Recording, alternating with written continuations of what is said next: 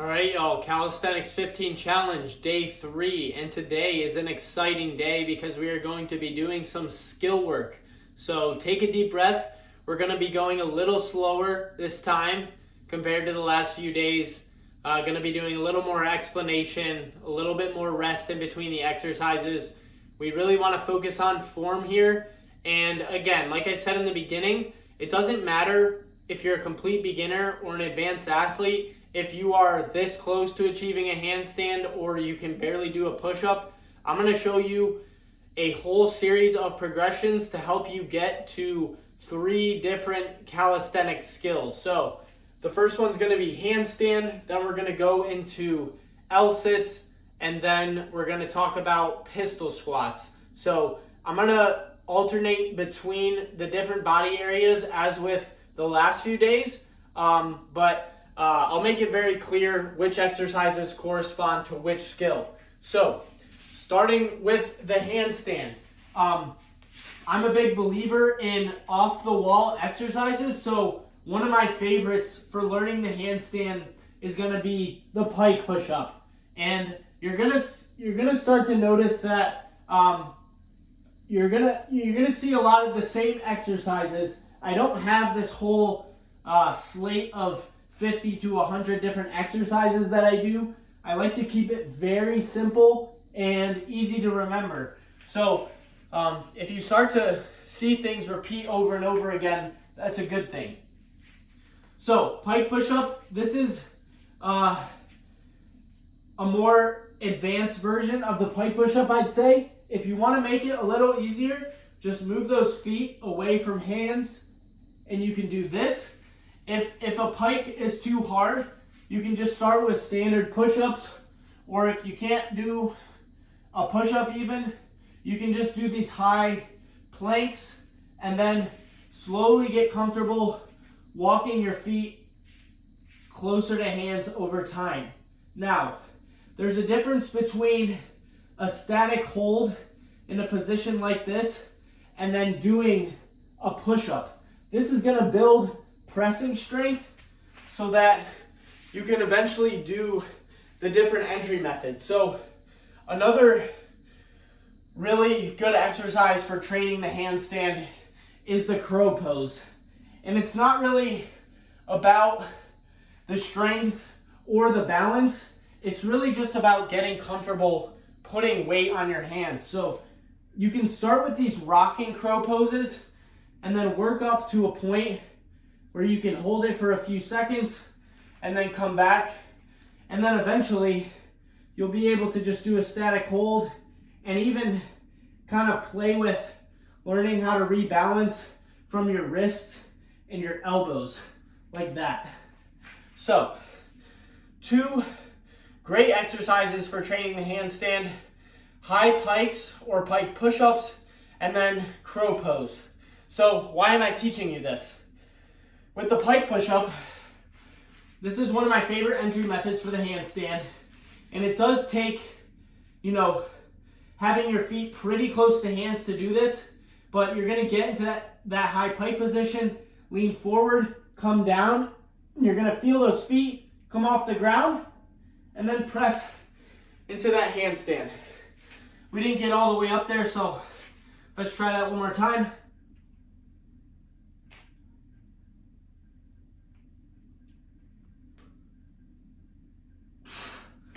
And there you go. So for this workout, whatever level of exercise you're comfortable with, we're not doing a crazy amount of reps here. Maybe only 5 to 6 reps is going to be sufficient. If you can only just get a little lift in, that's perfectly fine. But you do want to challenge yourself such that after 4, 5, 6 reps, you are pretty tired. All right, arms are pretty tired now, so let's switch over to something for the L-sit. So L-sit, I'm going to grab a little pull-up bar here just to get some elevation. This does make it easier just to give yourself a little bit of height off the ground. But the first thing you're going to want to train, if you're not comfortable lifting your body off the ground like this is dips.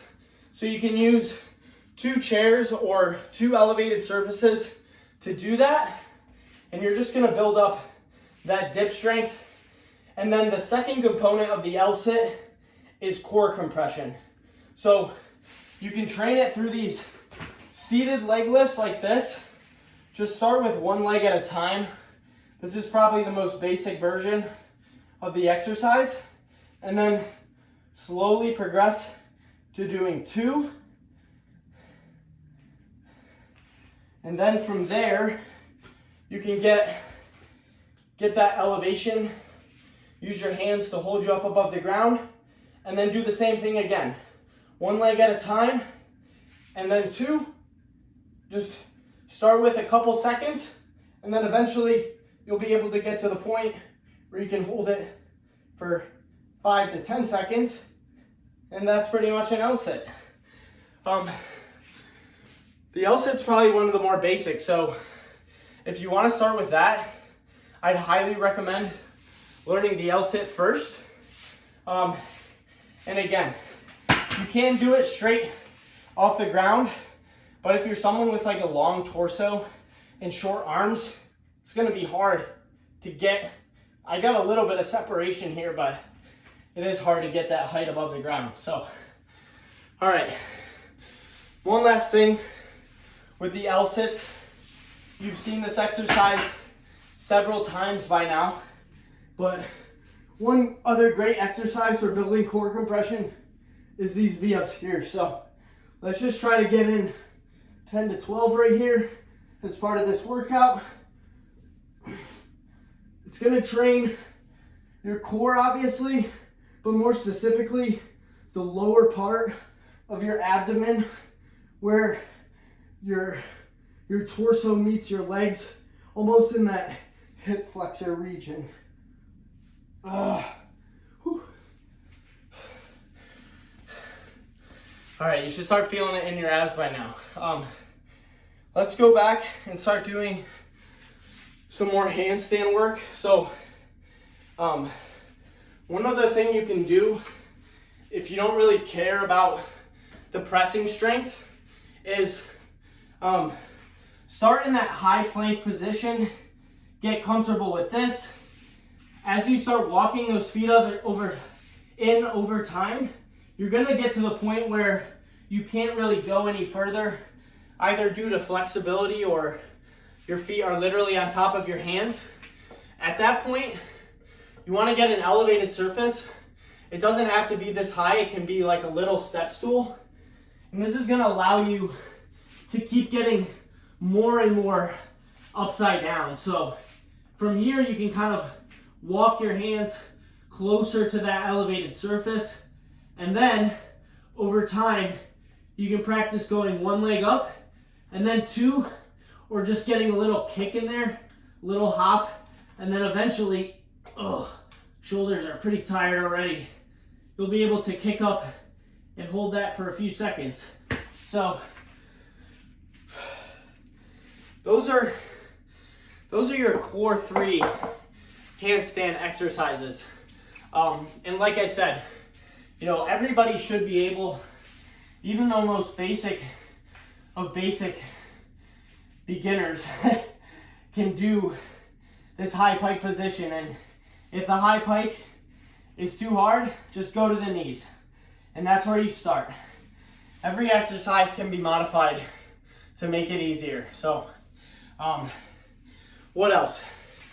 So, let's go back. Let's go into pistol squats. So, starting with, I'll show you what it looks like first. So, you're gonna try to go all the way down, get that floating leg pointed as much as possible. Feel free to use your arms for balance. And if you can do a pistol squat, let's just try to crank out 5 to 6 right here on each leg. And you want to be slow and controlled with these. You don't want to be slamming down there and then trying to pop back up. You want to go kind of controlled and slow on the eccentric part of the movement. And then if you can, explode back up. with the concentric. Ugh. And it is an awkward movement, so you're gonna fall left, right, back, forward as you're starting out, but over time you'll get more and more comfortable. One thing you can do to build up to that point, so starting from super beginner level, bodyweight squats are great, or even assisted bodyweight squats. But one thing you want to make sure is that you're getting into a deep squat. These regular squats here, say I had a barbell, these are great, but they're not going to train the same muscles you need in the pistol squat when you're touching your heel to your hamstring.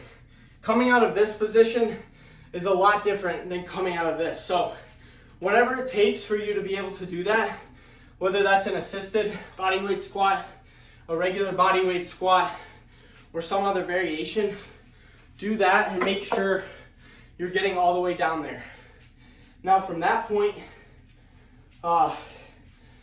one thing I really like is Bulgarian split squat. So same deal here. You want to be making sure that hamstring is coming down to the point where your heel is touching it, and then trying to lean forward on the way up. That's going to really build up that single leg strength here. So let's do 6 to 8 of these on each side. I think that was more than 8. So we'll switch. 1, 2, 3. And the more you're able to lean forward, it's okay if you're coming back to start, but you do want that knee to be over the toe or even in front of the toe. Not with like a traditional lunge. This is gonna build quad strength, but it's not gonna build the same knee stability and ability to press out of that low position as the Bulgarian. So next step after the Bulgarians, you're gonna go with these Cossack squats here. So this is gonna keep developing that single leg strength, but it's also gonna help you focus on the balancing aspect, because when I'm over on the far side here of this movement, I really don't have much weight on this other foot here. It's really just kind of a stabilizer. And then eventually you can get to the point where I can almost swing this leg around and then come up. And at that point, you are very close to being able to do a pistol squat. If you can hold this position here for a few seconds without falling, then it's just about pressing out of it. So one thing you can do to start building up that ability to press out, and it's gonna seem counterintuitive, but we're gonna do pistol squat negative. So all it really is just a very, very slow, controlled descent on the way down. Coming up is the hardest part, so once we get down to that bottom, it's okay to put both feet down, but you want to try to go as slow as possible down. Ooh, yeah, once that knee gets past 90 degrees, it's very hard to hold, so go easy with it if it's your first time trying. And again, if you do need to use a stool or some other support, that's perfectly fine, because a lot of this stuff is neuromuscular adaptation. It's not really about strength. There is an aspect of balance, of course, but it's really just getting familiar, getting the muscle memory that's required. And then if you practice enough, you're gonna be nailing it. So quick time check here. I think we're almost done. We covered handstand, we covered L-sits, we covered pistol squats. But let's do a quick review. We'll cycle through each exercise one more time. So for handstands, pike push-up is your North Star. You want to be trying to take these in your handstand training. I would go 3 to 4 sets And on your last couple sets, you want to be going to failure. So going to the point where you can't do a single one more. And then to work on the balancing aspect and getting familiar with having all of your weight on your hands, you can practice these crow poses. And I didn't show this, but you can do these single legs, which is going to help you develop even more balance in that position. Okay, so that's handstand. For L-sits, dips for the upper body. If you don't have a dip bar, use 2 chairs, use 2 coolers. I've got 2 coolers in here that I've used before. Or if you've got something fancy, like this pull-up bar here, or parallettes, you can use those. Timer's going off. I'm gonna stop that real quick and we'll finish out.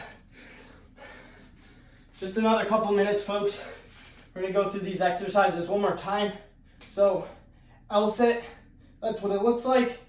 If you wanna go even further, you can go into a V-sit, but you're gonna start out with these seated leg lifts, 1 and then 2 at a time. And then you can practice holding yourself up while you do it, 1 at a time, and then 2 at a time. And then lastly, the pistol squat. So most basic version is a body weight squat. Make sure you are doing a deep squat. We don't want this. And so whatever that takes, whether that's some external support or something like that, go for it. Then we're gonna do Bulgarians, making sure we're leaning forward, staying on that front leg and building up the single leg strength. And then Cossack squats for balance and getting familiar with what the bottom of the movement feels like and try to swing that leg around. And then eventually going for the full-on pistol squat, feeling free to use that external support. And then as you get comfortable with the movement, take that away.